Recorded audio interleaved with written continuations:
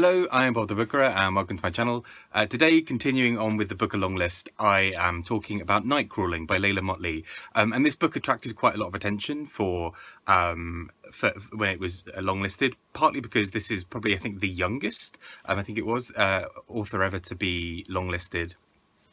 I think at the time of sort of publication, Leila Mottley was 20 or 21, and it's staggering that a book of this kind of quality has sort of, this is a debut of someone who's sort of 20, 21. She started writing it when she was 17, I think she says in the sort of closing words of the book, which is absurd, because this is an incredible talent, and makes me feel like I've done nothing with my life.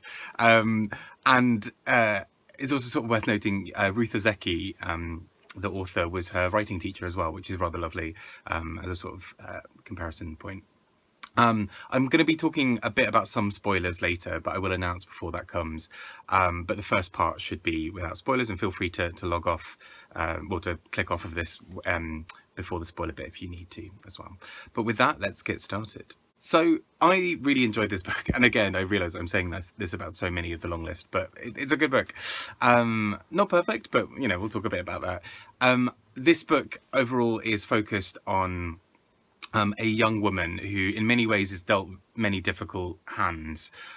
She's a black woman in the US who is struggling with sort of making ends meet, and part of her way of making ends meet then is to take up sex work, basically. And by that, her first sort of experience with that starts almost accidentally, but it soon becomes something that she realizes is sort of quick and easy money, or at least she thinks at first, to be able to look after everybody around her. She's got her brother who she's trying to look after, but he is sort of obsessed with having this music career, and he is not really bringing in the money, he's not really working, he's sort of so focused on his dreams, and that sort of comes back as a plot point a bit later as well. But Kiara, our main character, is such an interesting character for that, because we mostly hear this book through her voice and in her vernacular, which I think is really well handled in this book, and particularly the audiobook I thought captured that really nicely.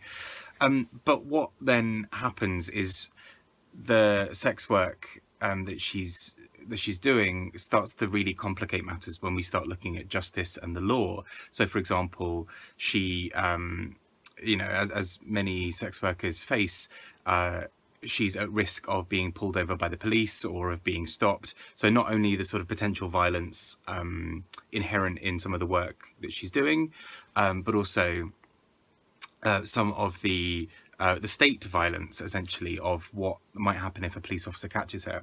This then starts to unravel a much bigger thing about police abuses of power, and we start to see that basically, in order to not get caught by the police, often, or at least not be charged, a lot of the police will then exploit many of these women and will make them do various acts, or will exploit them financially, or whatever else, in order to kind of, so that they don't arrest them, right?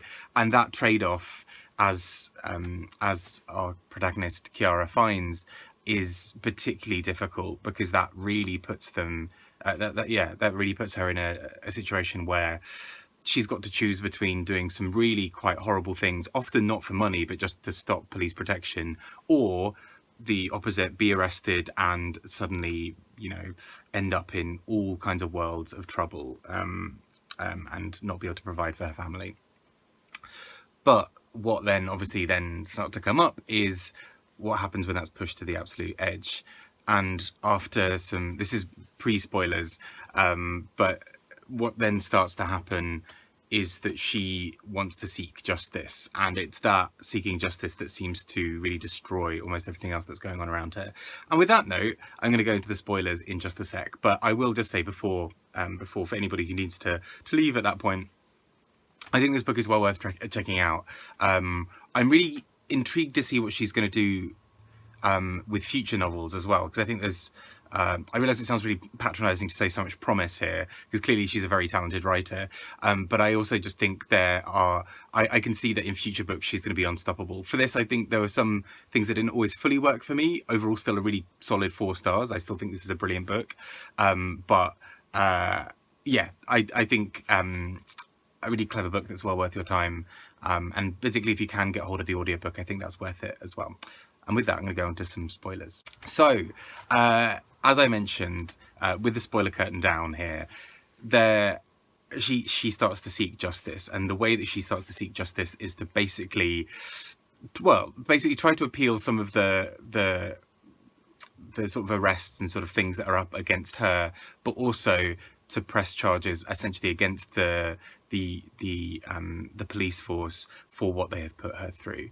And part of her sort of defense rests on the fact that she was 17 when much of this all started, which puts her, makes it even sort of more illegal for the police force. It kind of brings in so many other ways in which she and her safety are compromised, and it also throws up many other problems, because it means that the police force knowingly did some of these things. However, proving that somebody knew that someone was 17 is a very different matter, and the police obviously also have the sort of full instruments of the law on their side in terms of being able to understand what had happened, in terms of being seen as upstanding citizens and all those sorts of things. And particularly, we know what's happened to her. We read these sort of really tricky and grim things that have happened, and we know that she's been through absolute hell, and then to go and stand up in court and plead and testify to what's happened to her is a whole other ordeal that puts her through it again and again. And I think this is what this book handles really successfully, is the difficulty that comes with wanting a life of peace and calm, but actually sometimes the only way for her, the way for her to get that is to go through these horrendous court battles. So if she doesn't do it, if she doesn't go through with all of this, she hasn't got any money, and there's this anxiety here. If she does go through with it, and she fails, she's also in a really difficult situation. Her face has been put everywhere, her name is known, all of these sorts of things. So it's a really tricky time for her. And I think actually the second part of the book, which focuses a lot around this trial, I found a bit more successful for that reason, because I think we sort of see this creeping sense of just being trapped, and I think this book handles that really, really brilliantly. Whereas I think the first part, there are some parts that I thought were maybe a bit what's the word? I don't know, a bit predictable, or a bit kind of formulaic plot wise. That's not to sort of discount the whole book. I still think this book works incredibly well. I just think, sort of some of those bits, if they'd been a little bit tighter, this whole book would have really sung for me.